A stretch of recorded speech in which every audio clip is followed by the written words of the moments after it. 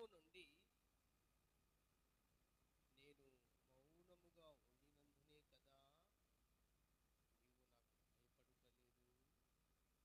ప్రియ దేవుని బిడ్డలారా, విశ్వాసులారా,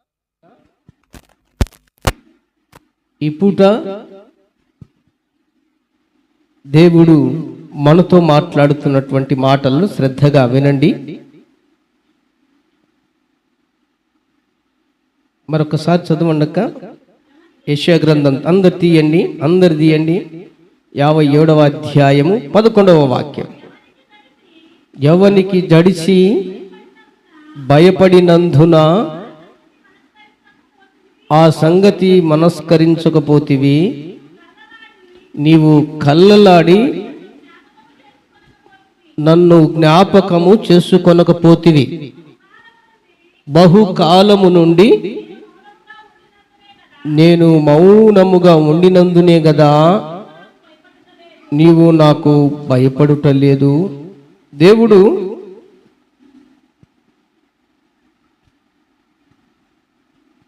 ఈ రోజున మనల్ని అడుగుతూ ఉన్నాడు, ఏమని? నీవు నాకు భయపడుటలేదు ఎందుకు? బహుకాలము నుండి నేను మౌనముగా ఉండినందునే కదా. నీవు కళ్ళలాడి నన్ను జ్ఞాపకము చేసుకొనకపోతివి అని మరొకసారి మనల్ని అడుగుతున్నాడు. దానికి సమాధానం ఈ పూట మనం చెప్పి ఆయనతో ఒక నిబంధన చేసి తీర్మానపూర్వకంగా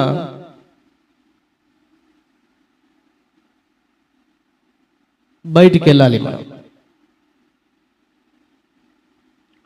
అడుగుతూ ఉన్నప్పుడు ఖచ్చితంగా దానికి ఆన్సర్ మనం ఇచ్చి తీరాలి. ఆ ఆన్సర్ మనం ఇవ్వాలి అంటే ఆ క్వశ్చన్లో ఉన్నటువంటి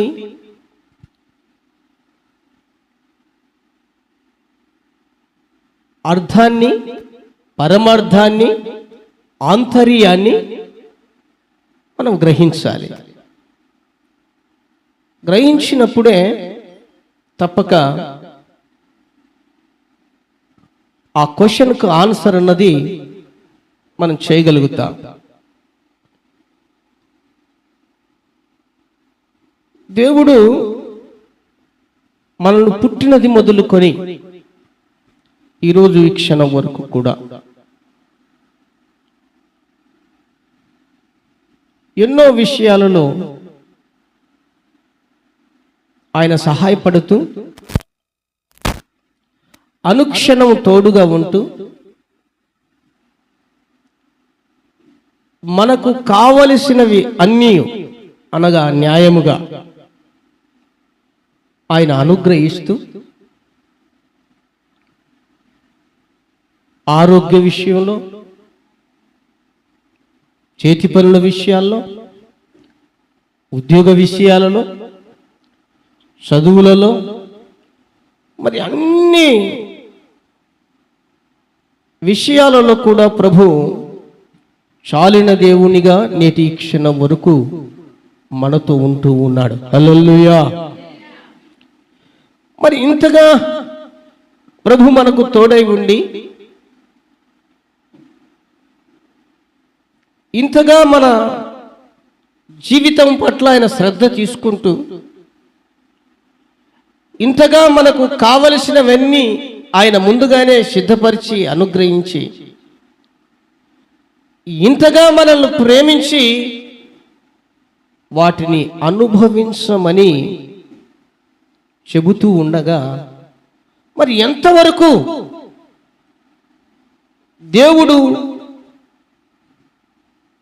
నీ కొరకై, నీ కుటుంబం కొరకై ఆయన సిద్ధపరిచిన ఆశీర్వాదం, దీవెన మనం పొందుకుంటున్నాం.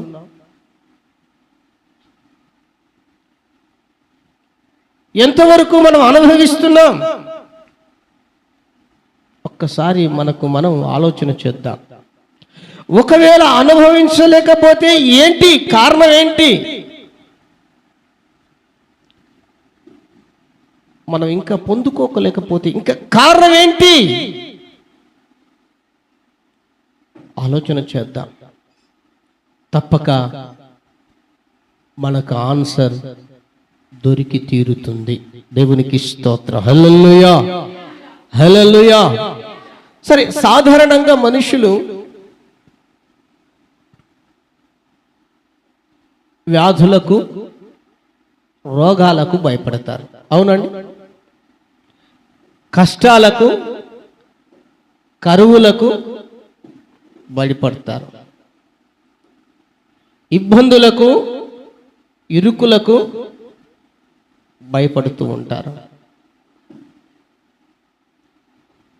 అవమానాలకు, నిందలకు భయపడుతూ ఉంటారు. మరి ముఖ్యంగా మరణానికి మరెక్కువ భయపడుతూ ఉంటారు. కానీ ప్రభువుకు భయపడుతున్నారా? ఒకసారి మన ఇంట్లో కావచ్చు, మనమే కావచ్చు, లేదా మన పరిసర ప్రాంతంలో కావచ్చు, జ్ఞాపకం చేసుకుందాం. నేను వ్యాధి రోగాలకు భయపడినంతగా దేవునికి భయపడుతున్నానా? కష్ట నష్టాలకు భయపడినంతగా దేవునికి భయపడుతున్నానా? ఇబ్బందు, ఇరుకులకు, సమస్యలకు భయపడినంతగా దేవునికి భయపడుతున్నానా? అవమానాలకు, నిందలకు, హేళనకు భయపడినంతగా దేవునికి భయపడుతున్నానా? లేదా నా శరీరంలో చోటు చేసుకున్న మరణకరమైనటువంటి ఆ మరణాన్ని తలంచి భయపడినంతగా నేను దేవునికి భయపడుతున్నానా అని ఒక్కసారి ఆలోచన చేస్తే చాలా అరుదు, చాలా తక్కువ. కానీ దేవుడు అంటాడు, లూకా శుభవార్త 12వ అధ్యాయం 4-5 వాక్యాలు ఒకసారి చదువుదామండి. లూకా శుభవార్త మీకు బాగా అర్థమవుతుంది. ఇంకా నా స్నేహితులైన నేను మీతో చెప్పున్నదేమనగా, దేహమును చంపిన తరువాత మరి ఏమీ చేయనేరని వారికి భయపడకుడే. ఎవనికిని మీరు భయపడవలెనో మీకు తెలియజేయదును. చంపిన తరువాత నరకములో పడద్రోయ శక్తి గల వానికి భయపడుడే, ఆయనకే భయపడుడే మీతో చెప్పుచున్నాను. ఎవరికి భయపడాలంట అండి? మనం వాస్తవానికి దేవునికి భయపడం. దేనికి భయపడతాం? మనల్ని వెంటాడుతున్న ఈ చెప్పిన ఇంతవరకు వ్యాధి రోగాలకు, బాధలకు, కష్టాలకు, ఇబ్బందులకు, ఇరుకులకు, ఏమండి, లేదా మన ఒంట్లో అనారోగ్యాన్ని చోటు చేసుకున్నప్పుడు మరణకరమైన పరిస్థితి తలంచ వాటికి భయపడతాం. లోకములో ఉన్నవారికి, లోకములో ఉన్నవాటికి భయపడతాం.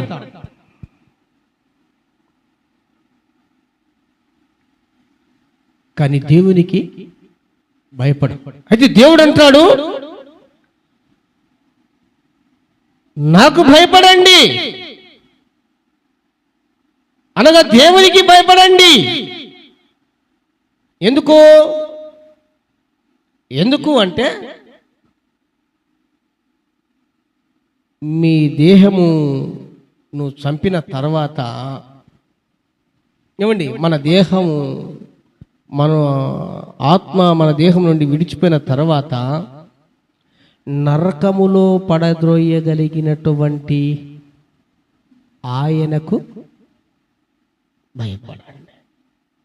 ఈ శరీరము, ఈ దేహము ఒకవేళ ఉన్నంత వరకే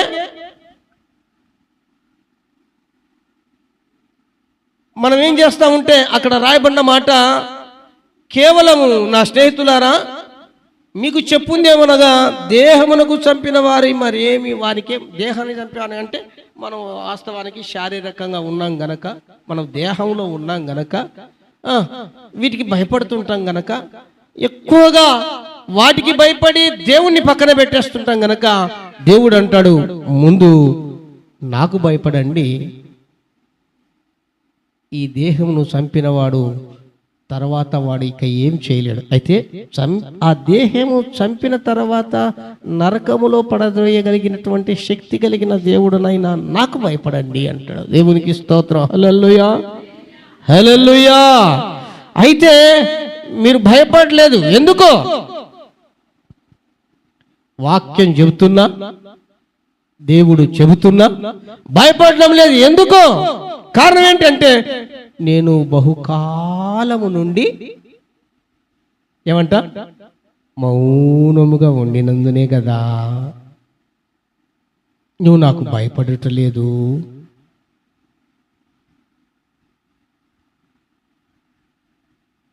దేవుని భయం ఒళ్ళులో ఉంటే, నా ప్రియ దేవుని బిడ్డలారా, బహు జాగ్రత్తగా మనం ప్రవర్తిస్తాం. దేవుని భయం మన ఒంట్లో ఉంటే జాగ్రత్తగా మాట్లాడతాం. దేవుని భయం మనకు ఉంటే బహు జాగ్రత్తగా మలుచుకుంటాం. లేదంటే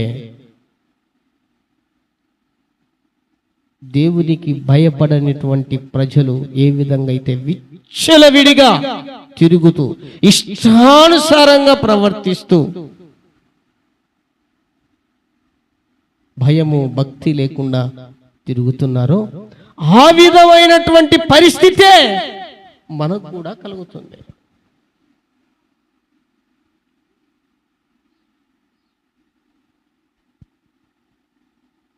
దేవునికి భయపడ్డారనుకోండి, చాలా కంట్రోల్గా అన్ని విషయాలలో ఆచిచూచి అడుగులు వేస్తాం. మాట్లాడాలన్నా భయమే, ఏమైనా పని చేయాలన్నా భయమే, ఎక్కడికైనా వెళ్ళాలన్నా భయమే, ఎవరితోనైనా ఉండాలన్నా భయమే.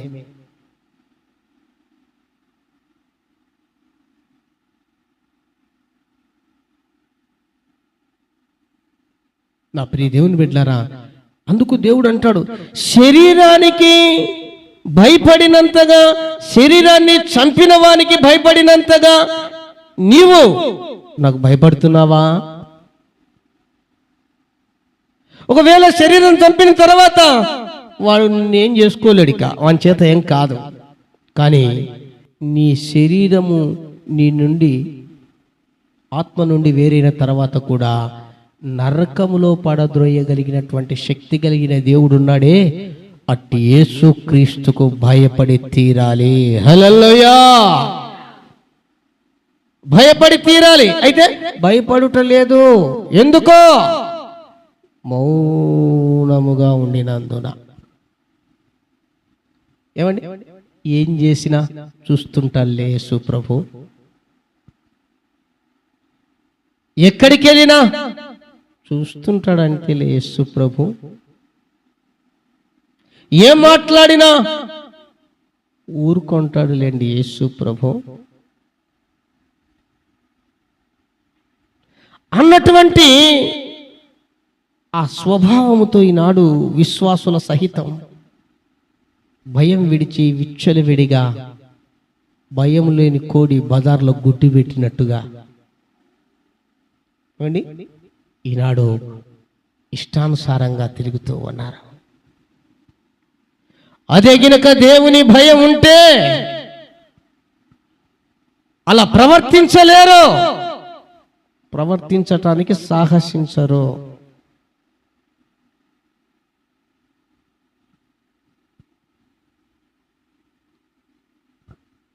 కానీ నేను అనుకుంటా, ఒకసారి అనుకుంటా ఉంటావు, ప్రభువా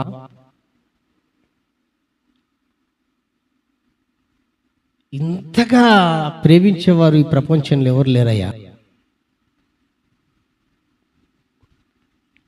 చాలా సంతోషం, నువ్వు ఎంత ప్రేమిస్తున్నావంటే అంత ప్రేమిస్తున్నావు.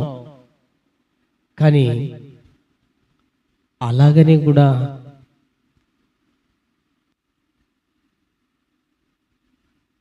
మనిషి భయపడకపోతే వెంటనే ఏదైనా కానీ శిక్ష కలిగితే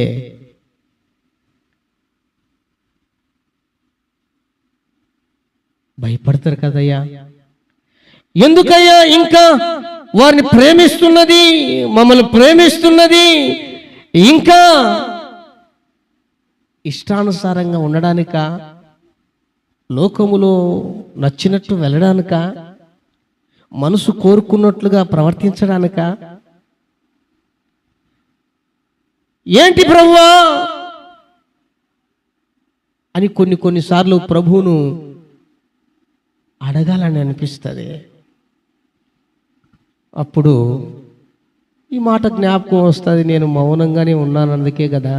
దేవునికి స్తోత్రం, హల్లెలూయా హల్లెలూయా. ప్రియ దేవుని బిడ్డలారా, అదే గినక మౌనంగా దేవుడు ఉండకుండా, ఇప్పుడు అరబ్ కంట్రీస్లలో అక్కడక్కడ కొన్ని చోట్ల, మన దేశంలో లేదు కానీ వేరే చోట్ల ఏమండి, ఆ రోజున పంటికి పన్ను కంటికి కన్ను అన్నట్లుగా ఇప్పటికి కూడా కొన్ని చోట్ల ఏదైనా కానీ తప్పు చేస్తే వెంటనే శిక్ష, వెంటనే ఒక్కొక్క విధమైన తప్పుకు ఒక్కొక్క రకమైన శిక్ష. అది అప్పుడే జరిగిపోవాలి. అందుకు ఒకరోజు పేపర్లు వేశారు, ఏంటంటే మన భారతదేశంలో నేరాలు ఘోరాలు పెరిగిపోవడానికి, నేరాలు ఘోరాలు టీవీల్లో చూడడానికి కారణం ఏంటి అంటే స్పాట్లో జడ్జిమెంట్ లేక, వెంటనే న్యాయం అన్నది జరగక. కాబట్టి దొంగలేడు దొంగలుతూనే ఉన్నాడు, మోసం చేసేవాడు మోసమే చేస్తున్నాడు, వ్యభిచారం చేసేవాడు వ్యభిచారమే చేస్తున్నారు. ఏ విధమైనటువంటి పాపములు ఉన్నారో ఆ పాపములు కొనసాగుతూనే ఉన్నారు. కారణం ఏంటంటే దేవుడు మౌనంగా ఉన్నాడనే వారి యొక్క ఉద్దేశం. అందుకోసమే భయపడుట లేదు. కానీ దేవుడు అంటాడు, ప్రియ దేవుని బిడ్డలారా ఒక్కసారి చూడండి. అందుకనే లేఖనంలో ప్రసంగి గ్రంథం 8వ అధ్యాయం 11వ వచనంలో రాయబడిన మాట ఒకసారి చదవండి.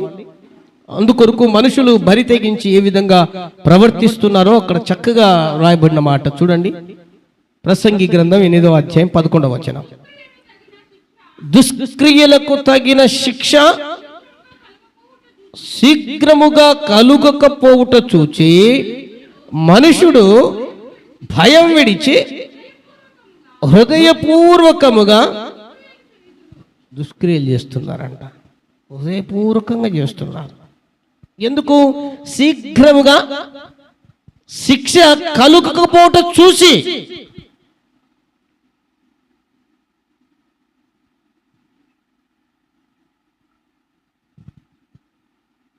హృదయపూర్వకంగా అంటే ఇష్టపూర్వకంగా దుష్క్రియలు చేస్తున్నారు. వ్యభిచారం చేసే వ్యక్తిని దేవుడు చూసి ఆ వ్యక్తిని స్పాట్లో ఆ రోజున ఇశ్రాయేలీయుల మన ఆదిపితరుల జీవితాల్లో కూడా పట్టుకున్నట్లుగా పట్టుకొని ప్రజల మధ్యకై తీసుకొని వచ్చి రాళ్లతో కొట్టారనుకోండి, మరలా పక్కన లేకపోతే మరలా ఇంకొక వ్యక్తి చేస్తారండి.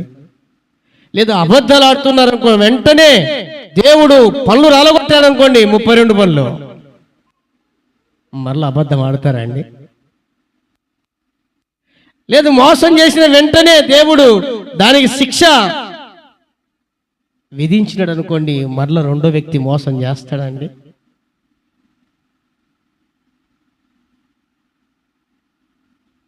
ప్రియ దేవుని బిడ్డారా, అయితే దేవుడు అంటాడు, ఈ దుష్క్రియలకు తగినటువంటి శిక్ష శీఘ్రముగా కలుగకపోవటం ద్వారా నీవు అనగా దేవుని ప్రజలు, విశ్వాసుల సహితం, ఒక మాట చెప్పాలంటే సేవకుల సహితం భయం విడిచి హృదయపూర్వకంగా దుష్క్రియలు చేస్తున్నారు, ఇష్టానుసారంగా ప్రవర్తిస్తున్నారు. ఎందుకంటే ఆయన మౌనంగా ఉన్నాడని, ఊరికి చూస్తూ ఉన్నాడని. అయితే ప్రియ దేవుని బిడ్డలారా, ప్రేమతో నేను తెలియచేస్తున్నాను, ఆయన మౌనంగా ఉంటాడు. ఎంతకాలమో, ఎంతవరకు, అంతవరకే. పొర్రపాటున ఆయన కోపము రగులుకుంది అనుకోండి, ఈ భూమి మీద మనం నిలవలేము, బతికి బట్ట కట్టలేము.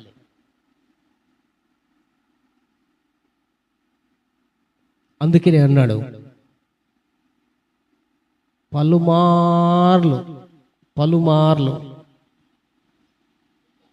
బాబు కూర్చోనా,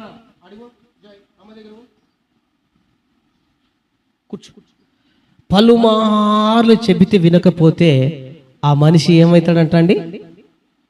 హఠాత్తుగా దెబ్బలు పడతాయి. ఇక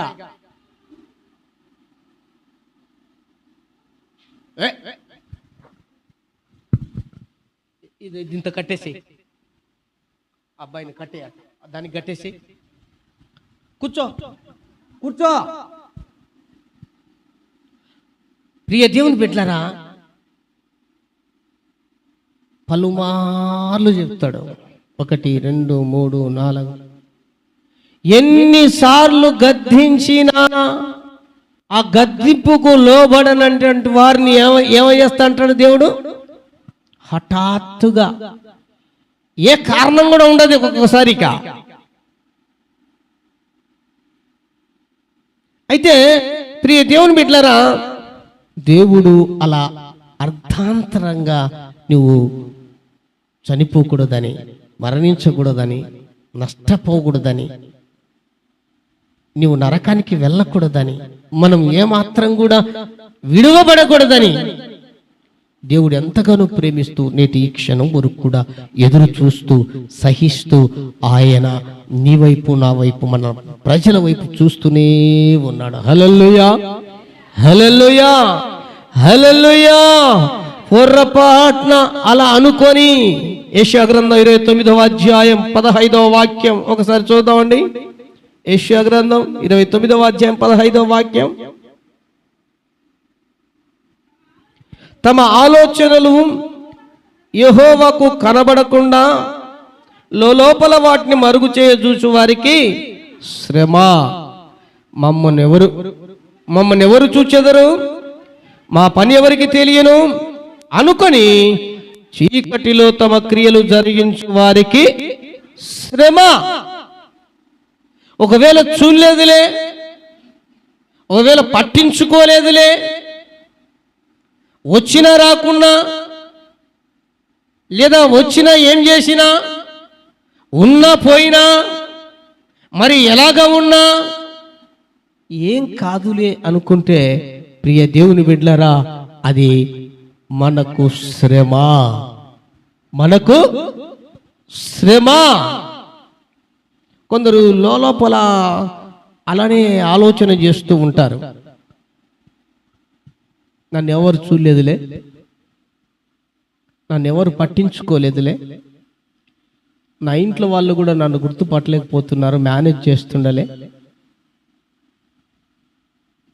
అని భార్య భర్త, భర్త భార్య, పిల్లలు తల్లిదండ్రులు, తల్లిదండ్రులు పిల్లలు వివిధ రకాలుగా ఏం చేస్తుంటారంటే వాటిని కప్పిపుచ్చుతూ ఉంటారు, మరుగు చేస్తూ ఉంటారు. ఎంతకాలం ఎన్ని రోజులు చేస్తావు? ఏమండి ఎన్ని రోజులు అని ఎలా? దేవుడు చూడలేదులే అనుకుంటే అది నీ అవివేకం.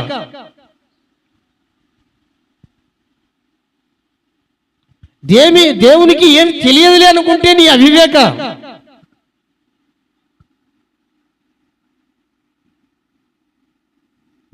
ఆయన అంతటా ఉన్నటువంటి దేవుడు. హల్లెలూయా.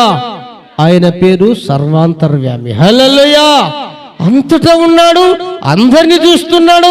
నువ్వు ఎక్కడ ఉన్నది, ఏం చేస్తున్నది, ఎక్కడికి వెళ్తూ ఉన్నది, ఏ మాట మాట్లాడుతున్నది, ఏ విధంగా నీ ప్రవర్తన ఉంది, సమస్తాన్ని ఆయన చూస్తూ ఉన్నాడు. అందుకనే కీర్తనకారుడు అంటాడు, దేవా నేను ఎత్తైన కొండ మీదకి వెళ్ళాను, అక్కడ నువ్వు ఉన్నావు. సరే ఇక్కడ ఉన్నావు కదా అని చెప్పేసి పాతాళంలోనికి వెళ్ళాను పండుకుందామని, నువ్వు అక్కడ ఉన్నావు.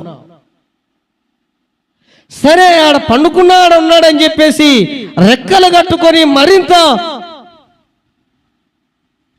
అగాధమైన జలముల దగ్గరికి వెళ్ళాను, సముద్రంలోకి వెళ్ళాను, అక్కడ నువ్వు ఉన్నావు.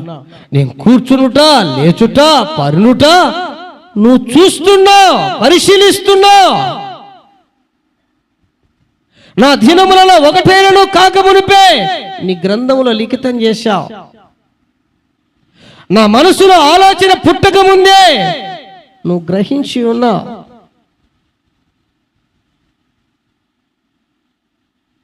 నా తల్లి గర్భములో నేను పిండమునై ఉండగానే నీ కనులు నన్ను చూచెను అని అన్నాడు. ప్రియ దేవుని బిడ్డలారా, ఆయనకు మరుగైనది ఏది లేదు. అలాగినక పొరపాటున మనం మనసులో తలంచుకొని మనకు మనమే మూసిపెట్టుకుంటే ఏమైపోతుందండి? పాసిపోతుంది. దాచిపెట్టుకుంటే ఏమైందండి? దోసుకోబడుతుంది. పోనీలే మూసిపెట్టినా కవర్ చేస్తున్నాంలే అని ఫ్రిడ్జ్లో పెట్టాం అనుకోండి, ఎన్ని రోజులు పెడతాం? ఒక 3 రోజులు 4 రోజులు, మహా అంటే ఒక వారం. తర్వాత అట్లే ఉంటుందా? ఉంటుందండి. మీ ఇంట్లో ఏమన్నా మీ ఫ్రిడ్జ్లో ఉంటాయి అట్లా? ఉండవు. అవి ఖచ్చితంగా మరలా చెడిపోవాల్సిందే. నా ప్రియ దేవుని బిడ్డలారా, అలా మనము మూసి పెట్టే కొద్దీ, మనల్ని ఎవరు చూడలేదు అనే కొద్దీ, మనం ఎంతగా లోపల అన్ని కూడా మేనేజ్ చేసే కొద్దీ, ప్రియ దేవుని బిడ్డలారా, మనకు అది నష్టంగాను కష్టంగాను మనకు అది సమస్యగాను మారిపోతుంది. ఆయన ప్రేమిస్తున్నది ఎంత నగ్న సత్యమో న్యాయంగా కూడా ఉన్నది అంతకంటే సత్యం అన్న విషయాన్ని జ్ఞాపకం చేస్తున్నాను. ఎందుకంటే ఆయన అన్నాడు, ఏమన్నాడు తెలుసా అండి? మనుషుడా, నువ్వు ఎవడమైనా సరే,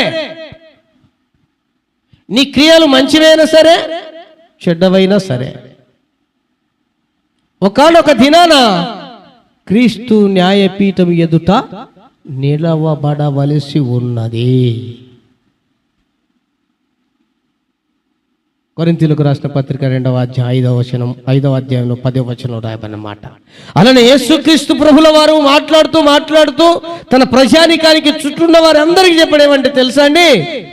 మీరు మాట్లాడే ప్రతి మాటకు లెక్క అప్ప చెప్పవలెను. అంటే దాని అర్థం ఏంటి? మనము ఏ విధము చేతనైనా, ఎంతకాలం బ్రతికినా, ఎన్ని రోజులు బ్రతికినా, ఎంత సమయం ఉన్నా, ఆ సమయానికి, ఆ కాలానికి, ఆ దినాలకు ప్రభు దగ్గర లెక్క చెప్పాలి. నా ఇష్టం, నా కష్టపడుతున్నా, నా డబ్బు సంపాదిస్తున్నా, నా ఇష్టం వచ్చి తిరుగుతా అంటే దేవుడు ఒప్పుకోవడం. నా ఇష్టం, నేను ఎప్పుడైనా వస్తాను, ఎప్పుడైనా వెళ్ళిపోతాను, ఏమైనా చేస్తానంటే నా దేవుని దగ్గర కుదరదు. అది ఎవరైనా సరే.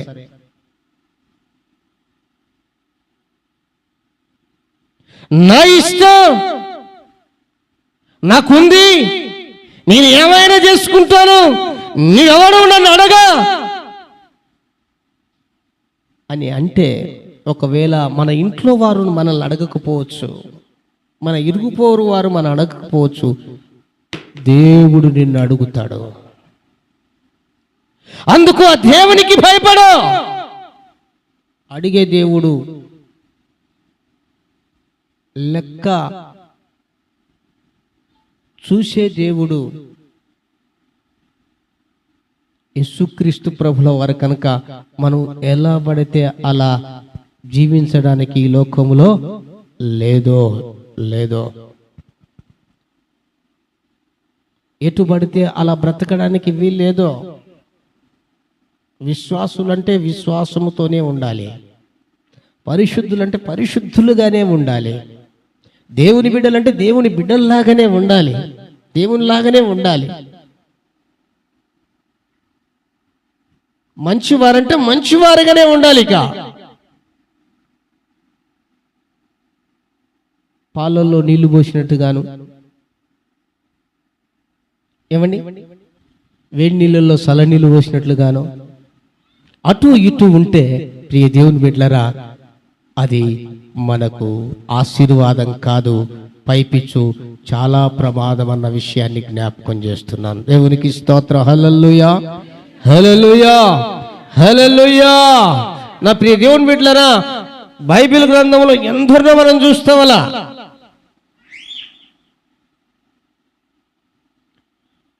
ఎందరినో మనం చూస్తాం. మచ్చుకు మనం ఒక్కొక్కరిని తీసుకుంటే చాలా సమయం పడుతుంది, కానీ మనకు తెలియంది ఏం లేదు. మోషే విషయం చూసుకున్నా, మోషేనేం వదిలిపెట్టలేదు. గొప్ప నాయకుడు కదా, నువ్వు నా కోసం ఎంతగానో నడిపించిన వాడివి కదా, ప్రజలను నడిపించిన వాడివి కదా, నువ్వు గొప్పవాడివి కదా, గొప్ప కుటుంబంలో నుంచి వచ్చినావు కదా అని చెప్పి ఏమాత్రము అతనికి, మోషేకు ఎగ్జంప్షన్ లేదు, మినహాయింపు లేదు.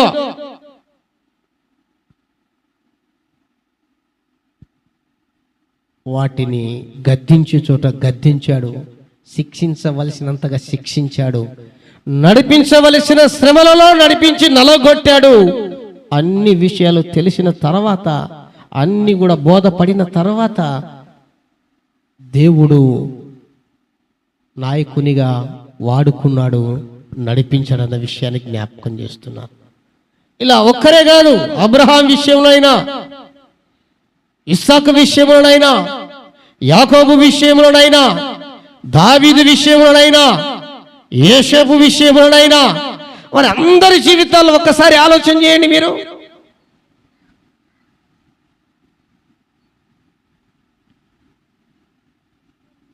దావీదు అనుకున్నాడు, నన్ను ఎవ్వరు చూడలేదు, దేవుడు చూసి సేవకుని పంపించి గద్దించాడు.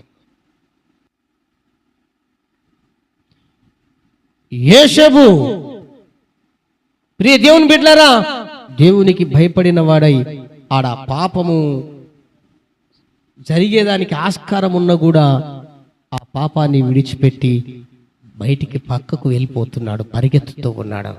ఎందుకు? దేవుడు చూస్తున్నాడన్న ఇంకిత జ్ఞానం యోసేపుకుందే.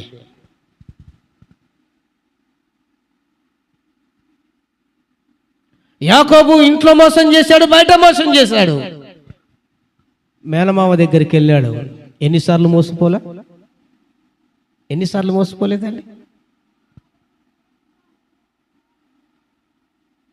జ్ఞాపకం చేసుకుందాం. అందుకు మనం ఎప్పటికీ ఏమాత్రం కూడా దేవుడు నన్ను చూడలేదులే, పట్టించుకోలేదులే,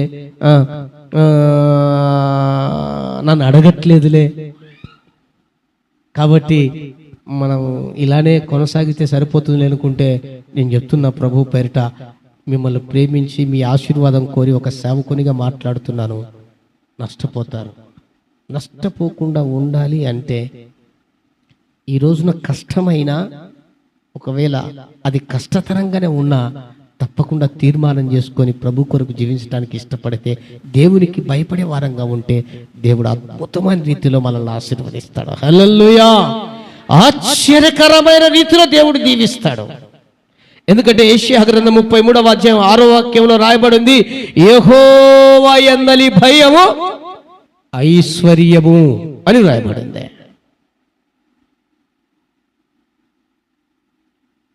వాక్యంలో రాయబడింది. కీర్తన గ్రంథం 49వ అధ్యాయం 9వ వచనములో, 19వ అధ్యాయం 9వ వచనంలో, యెహోవా యందలి భయము పవిత్రమైనది, అది నిత్యము నిలుచున్నది.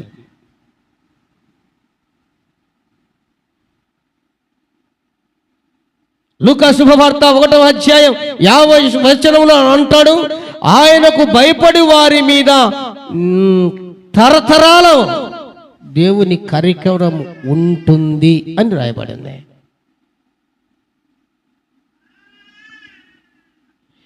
ఇక దేవునికి భయపడువారు దేవుని సేవకుని మాట వింటారు అని యెషయా గ్రంథం 50వ అధ్యాయం 10వ వాక్యంలో రాయబడి ఉంది.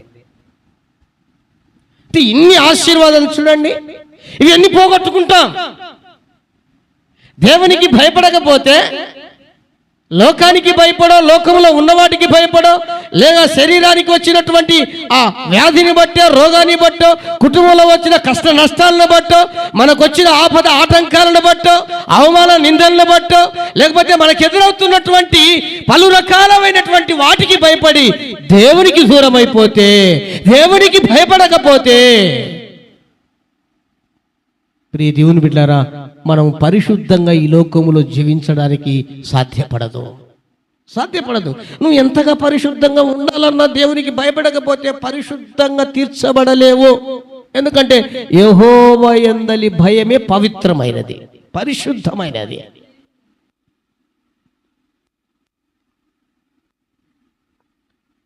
యెహోవా యందలి ఆశీర్వాదం, ఆ భయం ఐశ్వర్యం, ఆశీర్వాదం అని రాయబడింది. ఆశీర్వదించబడాలన్నా దేవుని భయం కావాలి. మన మీద తరతరాల దేవుని కనికరం నిలిచి ఉండాలి, మన మీద ఉండాలి అంటే దేవునికి భయపడి తీరాలి. లూకా శుభవార్తలో ఉన్నట్టు. లేదు, ఇలా నేను చెప్తున్న ప్రతిసారి కూడికలు కావచ్చు, ఆరాధనలు కావచ్చు, గృహ కూడికల్లో కావచ్చు, మాట్లాడుతున్న మాట మీరు వినేవారుగా ఉండాలంటే దేవునికి భయపడితేనే వింటారు, లేకపోతే భయపడలేరు, వినలేరు. నేను చెప్పినా మీరు వినలేరు. నేను చెప్తున్న మాట కాదు, బైబిల్లో చాలా చక్కగా రాయబడింది. యెషయా గ్రంథం 50వ అధ్యాయం 10వ వాక్యములో, యెహోవాకు భయపడి తన సేవకుని మాట వినువాడెవడు? దేవుని సేవకుని మాట వినేవారు ఎవరంటే దేవునికి భయపడేవారే. కూర్చోనన్నా, జాయ్ కూర్చో. దేవుని మాట వినాలన్నా దేవునికి భయపడాలి, దేవుని సేవకుని మాట వినాలన్నా, లేకపోతే వారు వినలేరు, వినడానికి మనసు పుట్టదు. కనుక జ్ఞాపకం చేసుకుందామండి.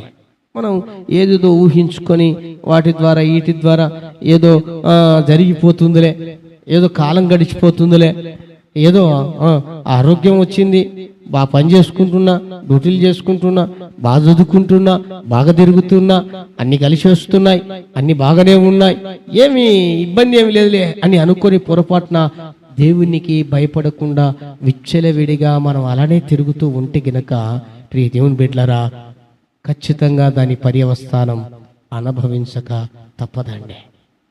ఎవరైనా సరే, మీరైనా నేనైనా, మరి ఎవరైనా సరే, దేవుని దృష్టిలో అందరూ సమానమే.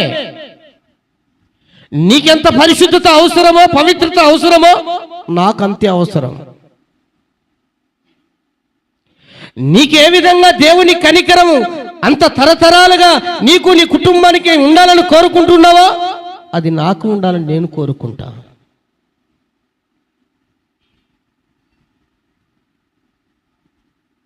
దేవుని యొక్క ఆశీర్వాదం, ఐశ్వర్యం నీవెంత కోరుకుంటున్నావో నేను అంతే కోరుకుంటా. నా ప్రియ దేవుని బిడ్డలారా, మీరు నమ్మరు, ఎప్పుడన్నా టీవీలో వాక్యం పెట్టుకున్నా లేకపోతే సెల్లులో ఎప్పుడన్నా చూస్తానే అది ఆ వాక్యము వచ్చిన దన్నున దేవుడు మాట్లాడినప్పుడు ఒక్కొక్కసారి నా తల తిరిగిపోతుంది.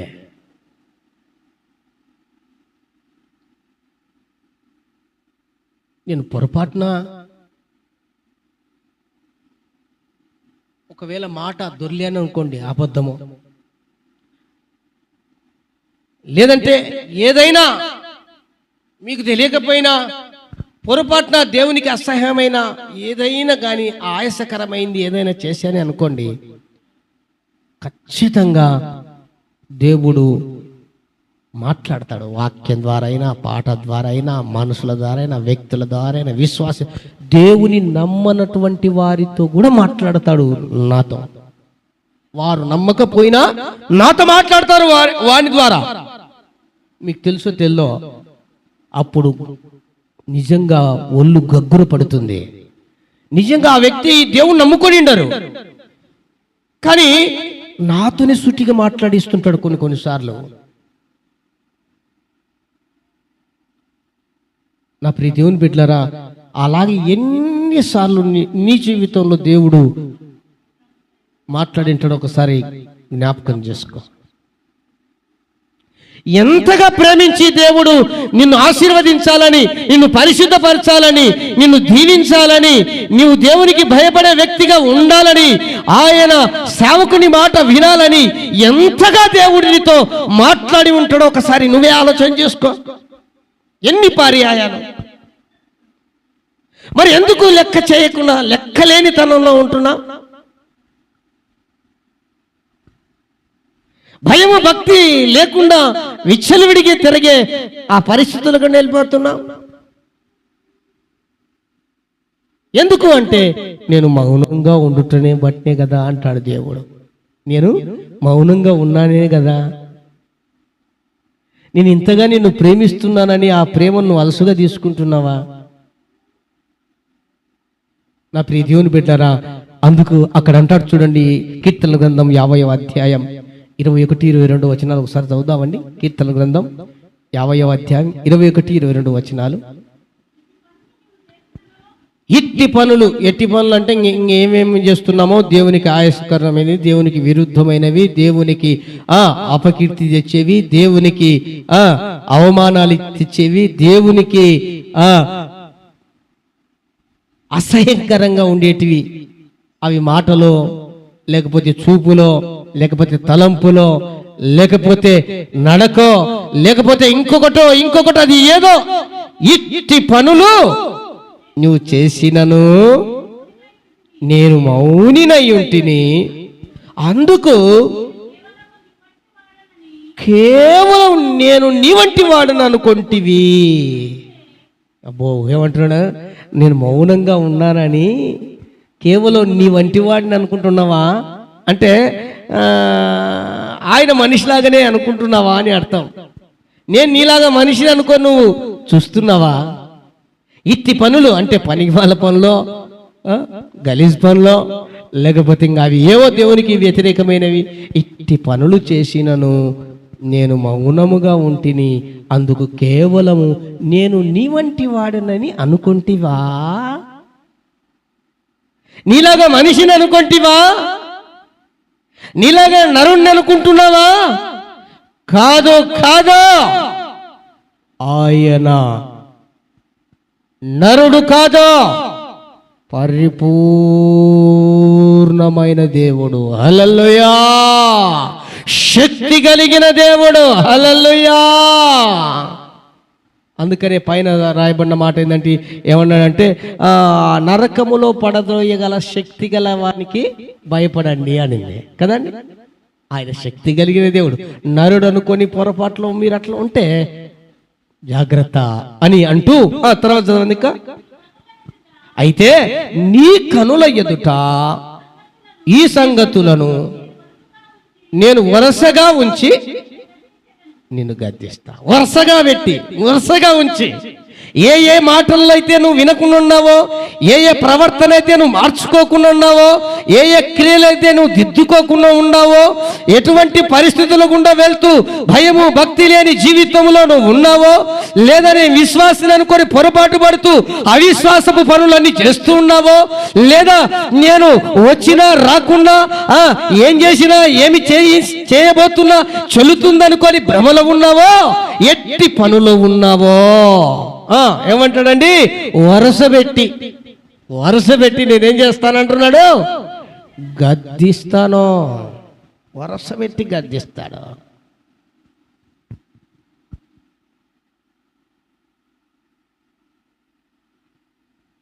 నేను ఈ మధ్య ఒక 3 రోజుల నుంచి ఒక చిన్న క్లబ్కి వెళ్తున్నా. క్లబ్ అంటే వేరేది కాదండి, ఆరోగ్యానికి సంబంధించింది.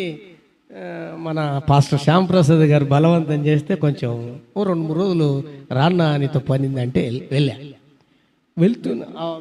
వెంటనే అడిగిపోతానే పేరు రాసుకొని వెంటనే ఏం చేస్తాడంటే ఆ వ్యక్తి, సార్ చెల్లియండి సార్ దయచేసి, ఏంటి సార్ ఇక్కడ ఉంది సార్, స్విచ్ ఆఫ్ చేసుకో, లేకుంటే కనుక సైలెన్స్ పెట్టుకోండి, ఈడనే పెట్టుకోండి. 3 రోజులు కంటిన్యూగానే. అట్లా లోపల పోయిన తర్వాత సరే ఆడిచ్చిపోయాం. లోపల పోయిన తర్వాత కూర్చొని పొరపాటున వేరే వాళ్ళతో మాట్లాడాం అనుకోండి, సార్ దయచేసి మాట్లాడదు సార్. నాకు అప్పుడు మనసులో అనిపించింది,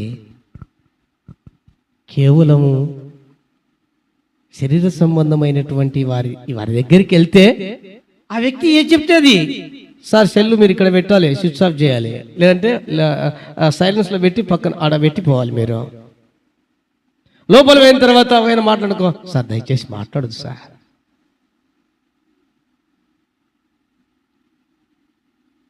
మరి దేవుని దగ్గర మనమైతే,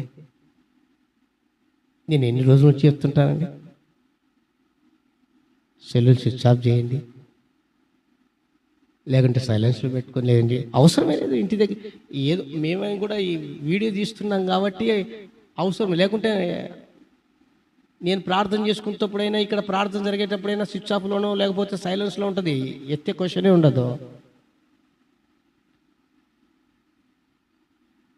మరి కొంచెం వాక్యం చెప్తే చూస్తూనే ఉంటారు సెల్లులు. ఇంకా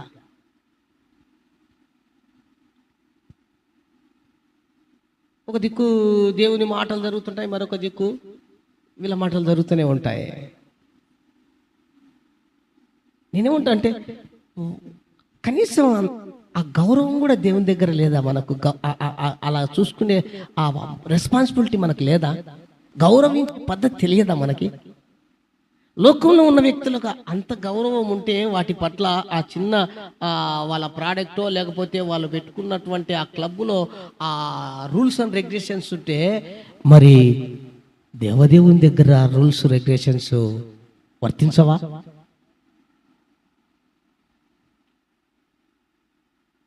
అండి, స్కూల్కి వెళ్తున్నాం, పొరపాటున ఒక రోజు లేటు పోయినది అనుకో, మన పిల్లలు మరుసటి రోజు వచ్చి, మమ్మీ 10 రూపీస్ కట్టాలి, ఎక్స్ట్రా ఇవ్వు. ఏంటికమ్మా? నువ్వు ఈరోజు టిఫిన్ చేసి లేట్ చేసి నన్ను రెడీ చేసి నేను పోయే లోపల చాలా లేట్ అయింది, ఈరోజు మా టీచరు ఫైన్ వేసింది, రేపు కట్టాలండి, 10 రూపీస్ ఎక్కువ ఇచ్చాయి అంటదా? కానీ ఇక్కడ మన దేవుడు అనడంలే, మౌనంగా ఉన్నందునే కదా.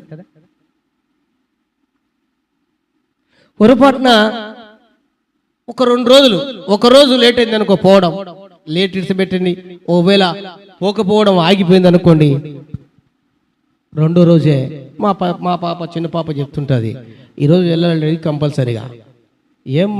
మనం ఏమన్నా ఢిల్లీలో ఉన్నామా?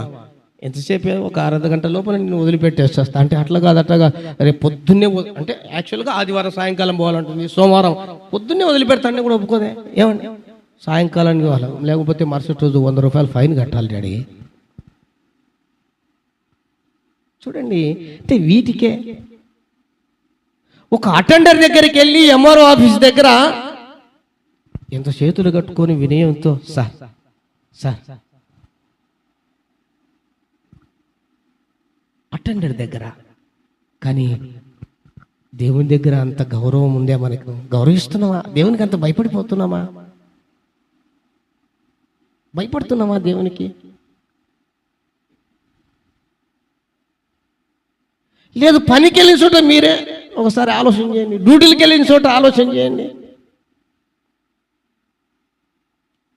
వీళ్ళు పనులకు వెళ్తుండ్రి, రానక్క ఈమె పాస్టర్ అమ్మ ప్రారంభములో ఏమంటారు, ఇప్పుడైతే ఎప్పుడు పోతున్నా ఒకరోజు మానుకుంటూ ఊరుకున్నారు అనుకోండి, ఫస్ట్ స్టార్టింగ్లో ఏమన్నా ఖచ్చితంగా వెళ్ళాల్సి, పోకపోతే మరలా వేరే వాళ్ళు ఎందుకు? భయం కదా. మంచిదే, నేను అలా ఉండకూడదని కాదు, ఉండాలి.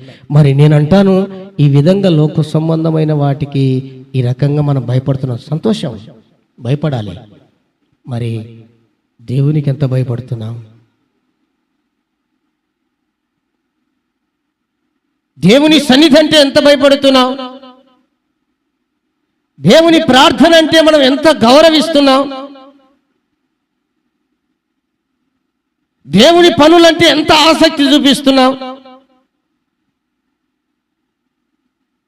దేవుని వాక్యం అంటే ఎంత శ్రద్ధగా వింటున్నాం? ఒక్కసారి ఆలోచించుమని ప్రభుపేట మనవి చేస్తున్నా. మిమ్మల్ని బాధ పెట్టాలనో గాయపరచాలనో ఉద్దేశపూర్వకంగా నాకు లేనే లేదు, మనస్ఫూర్తిగా చెప్తున్నా. అయితే మనం ఎంతగా దేవుని సన్నిధిలో భయముతో వణుకుతో ఆయన దగ్గర కాచుకుంటామో, లేఖను సెలవిచ్చినట్లు వినయము గలవాని వణుకుతూ భయపడుతున్న వాని ఎందు దేవుని యొక్క కనుదృష్టి దేవుడు నిలుపుతాడని రాయబడింది. హల్లెలూయా. దీనగ మనస్సు గలవాని యొద్ద నివాసం చేస్తాడని రాయబడింది. భయపడు వారికి నేను తోడై ఉంటానని రాయబడి ఉంది. నేను చెప్పింది నాలుగే, కానీ ఇంకా ఎన్నో. దేవునికి భయపడు వారి విషయంలో ఎన్నో దేవుని దీవెనలు. కొన్ని మాటలు చెప్పాలంటే అసమానమైనటువంటి కార్యాలు చేస్తాడు దేవుడు. దేవునికి స్తోత్రం, హల్లెలూయా. ఇది సాధ్యపడదు, ఇది వీలు పడదు, ఇది చేత కాదు, లేకపోతే ఇది అవడానికే అవకాశమే లేదు అని చెప్పే వాటి విషయాలలో సైతం దేవుడు జోక్యం చేసుకొని అద్భుతమైన రీతిలో సాధ్యం చేస్తాడు దేవుడు. ఎప్పుడో దేవునికి భయపడుతూ ఉన్నప్పుడు, దేవుని వాక్యం అంటే భయపడుతూ ఉన్నప్పుడు. ఒకవేళ ఏం కాదులే, చూస్తూనే ఊరుకున్నాళ్ళే, ఏం మాట్లాడినా, ఏం చేస్తున్నా, ఎలా వెళ్ళినా, ఎక్కడికి వెళ్ళినా, వచ్చినా, రాకున్నా, పోయినా, ఉండినా, లేకపోతే మన పనుల్లో మనం వగేరగా అలా అలా తిరుగుతున్నా, ఏం పట్టించుకోవడం లేదులే దేవుడు అనుకుంటే మాత్రం ఏమంటాడంట, ఒక రోజున వరస పెట్టి ఒక్కొక్కటి నీ కళ్ళ ఎదుట అలా సినిమా కదా, సీరియల్ కదా చూస్తుంటావు చూడు, అలా ఒక్కొక్కటి తీసి గద్దిస్తాడంట. ఆ స్థితికి మనం రాకముందే మనం సరిచేసుకుందాం, సరిదిద్దుకుందాం మన జీవితాన్ని.